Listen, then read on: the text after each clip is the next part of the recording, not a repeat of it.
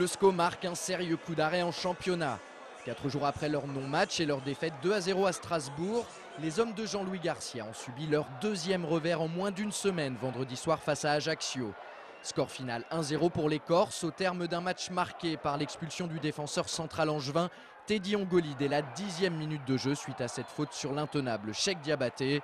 Une double sanction puisque l'arbitre de la rencontre accorde un pénalty aux Ajacciens. Pénalty transformé par ce même Diabaté. Ça ne pouvait pas plus mal commencer pour Angers. Je pense qu'il peut siffler coup franc comme pénalty. Et après, carton rouge et sévère aussi. Déjà une sanction ça va, mais la double, ça a plombé le match. Malgré l'expulsion du Corse Ndiaye en début de seconde période, après avoir reçu un deuxième carton jaune, les Angevins ne réussiront pas à rattraper leur retard. Olivier Aurillac et Serge de Déblé ont pourtant eu la balle d'égalisation au bout du pied, sans toutefois parvenir à la convertir. Au final, le SCO n'a pas à rougir de cette défaite tant il aurait mérité d'égaliser. Il n'empêche que la mauvaise opération du week-end est bien pour Angers, qui est désormais relégué à 6 points du podium après les victoires de Metz et Strasbourg.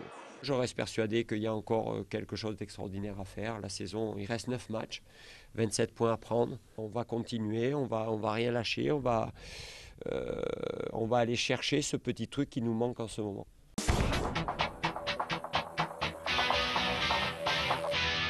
Ça va fort pour Angers-Noyant.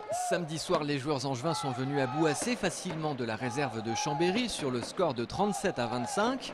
C'est donc la 17e victoire de l'équipe cette saison, le 11e match sans défaite de suite. Angers-Noyant est toujours le leader incontesté avec 3 points d'avance sur ses poursuivants et surtout un match en retard.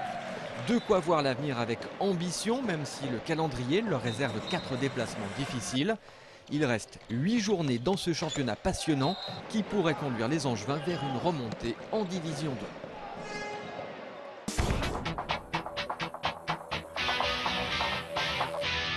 Tout s'est joué dans les dernières minutes quand Pascal Hervé, le running back de l'équipe des Yankees, a transpercé la défense de Cholet.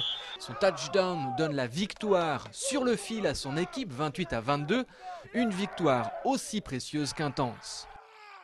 C'est simplement l'accession à la qualification pour les phases finales, ce qui n'est pas arrivé depuis je ne sais pas combien de temps au club. Et c'est surtout que ça a été fait avec les tripes et la manière et une vraie équipe qui a joué tous ensemble jusqu'au bout alors qu'on a couru après le score pendant tout le match. Et pourtant, les Yankees, qui évoluent en Division 3, ont beaucoup souffert. Quasi inexistants en première mi-temps, ils ont encaissé 3 touchdowns contre un seul marqué.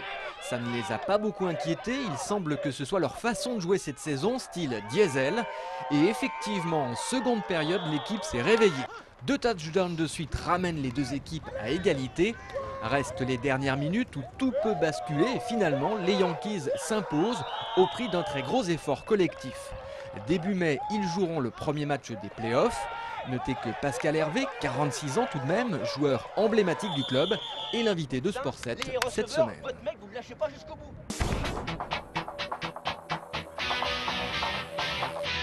Et puis bravo également à l'Étoile d'Or Saint-Léonard. Grâce à leur victoire à Trappes 79-89, ils assurent leur ticket pour les playoffs de National 2 en vue une montée en National 1 où ils pourraient rejoindre l'ABC.